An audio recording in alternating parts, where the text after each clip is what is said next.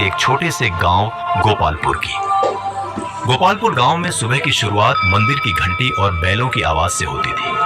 उसी गांव में चांदन नदी के किनारे एक 14 साल का लड़का रोज सबसे पहले दिखाई देता था। उसका नाम था अनुज।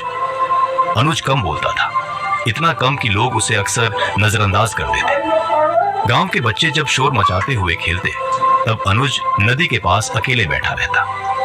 कोई पूछता, अनुज तू बोलता क्यों नहीं? तो वह हल्की मुस्कान के साथ नदी की तरफ देखता। गांव वालों को लगता था कि यह लड़का कुछ नहीं कर पाएगा, लेकिन वे यह नहीं जानते थे कि अनुज की खामोशी के पीछे एक गहरी मेहनत छुपी थी। चांदन नदी उसकी दोस्त थी, उसकी गुरु थी और उसकी ताकत भी। गोपालपुर के बच्चे अनुज को देखकर अक्सर हंसते थे।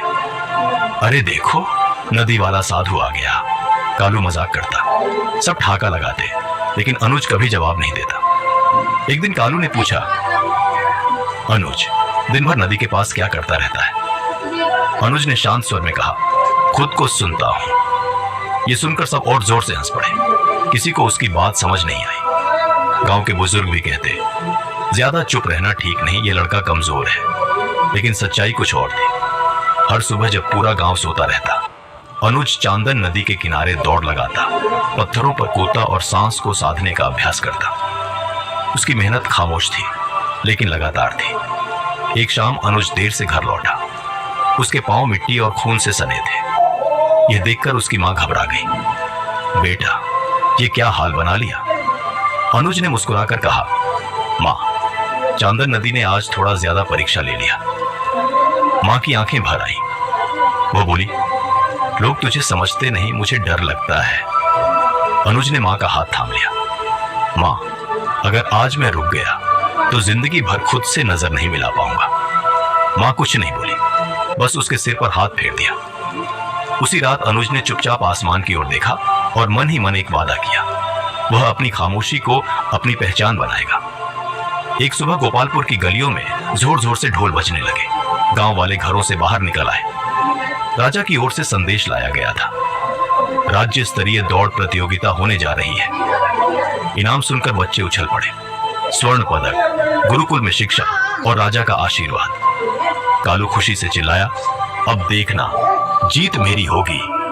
अनुज भीड़ में चुपचाप खड़ा रहा। उसके चेहरे पर कोई भाव नहीं था, लेकिन दिल तेज धड़क रहा था। चांदन नदी की बातें उसे याद आ रही थी। निरंतर बहते रहना, बिना रुके आगे बढ़ना। उस शाम अनुज नदी किनारे देर तक बैठा रहा। उसने पानी में पत्थर फेंकते हुए धीरे से कहा, शायद अब समय आ गया है। प्रतियोगिता के लिए पंजीकरण गांव के चौपाल में हो रहा था। बच्चों की लंबी कतार लगी थी। कोई अपने बाजू दिखा रहा था, तो कोई हवा में मुक्के चला रहा था। जब अनुज की बारी आई तो लिखने वाला आदमी उसे ऊपर नीचे देखकर बोला, नाम अनुज, उम्र 14। आदमी हंस पड़ा। इतने दुबले पतले, दौड़ोगे या उड़ जाओगे?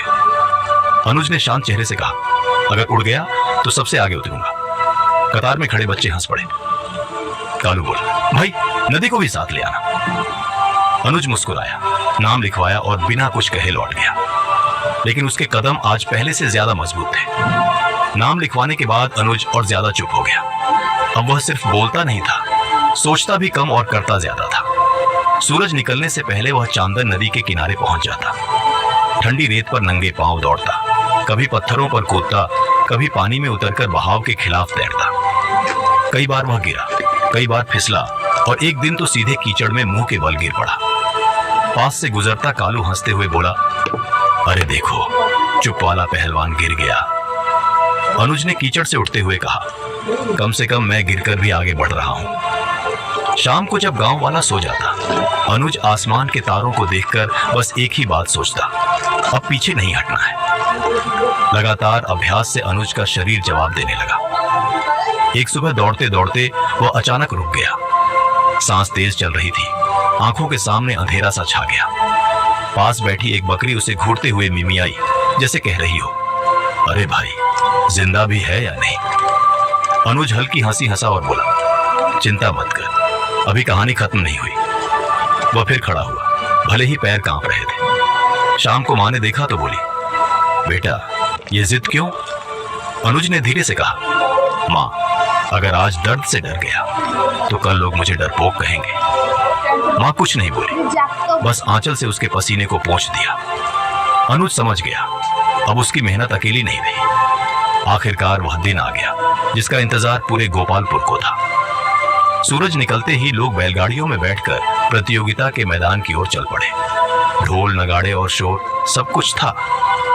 अनुज भी मां के साथ पहुंचा। साधारण कपड़े, नंगे पांव और शांत चेहरा। कालू उसे देखकर बोला, अब भी चुप है? हार की तैयारी है क्या?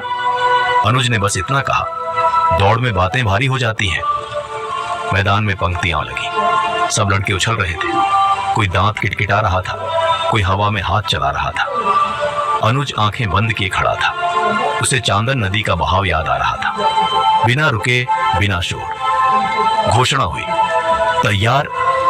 अनुज ने सांस गहरी खींची। आवाज पड़ते ही सारे लड़के तीर की तरह आगे बढ़े।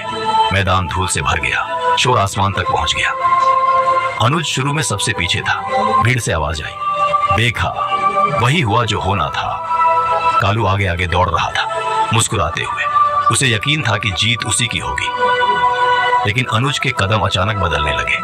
उसने अपनी सांसों को चांदन नदी की लय में ढाल लिया। धीरे धीरे उसके पैर हल्के हो गए। धूल, शोर, भीड़ सब पीछे छूटने लगा। एक एक करके वह लड़कों को पार करने लगा। कोई चौंकता, कोई घबराता। भीड़ का शोर अब धीमा पड़ने लगा था। अनुज अब बीच में पहुंच चुका था। उसकी आंखों में एक अजीब सी शांति थी। अब दौड़ का आखिरी चक्कर बचा था। मैदान में सन्नाटा छा गया था, जैसे सबकी सांसें एक साथ रुक गई हों। आगे कालू था, उसके पीछे दो और लड़के, और सबसे पीछे से तेजी से आता हुआ अनुज। कालू ने पीछे मुड़कर देखा। पहली बार उसके चेहरे से मुस्कान गायब हो गई। यह यहां कैसे पहुंच गया? वह बड़बड़ाया। अनुज के कानों में अब कोई आवाज नहीं थी। उसे बस चांदन नदी का बहाव सुनाई दे रहा था, लगातार, अडिग। उसके पैर जमीन को नहीं छू रहे थे, जैसे हवा में दौड़ रहा हो। भीड़ से किसी ने चिल्लाया, अरे चुप वाला आगे आ रहा है। अनुज ने आखिरी ताकत लगाई। अब वह बिल्कुल पास था, बहुत पास। फिनिश लाइन बस एक सांस की दूरी पर थी। अनुज ने पूरी ताकत झोंक दी। अगले ही पल वह आगे निकल चुका था। अनुज, किसी ने उसका नाम पुकारा, और तभी वह जीत गया। पूरा मैदान सन्न रह गया। वही लड़का जिस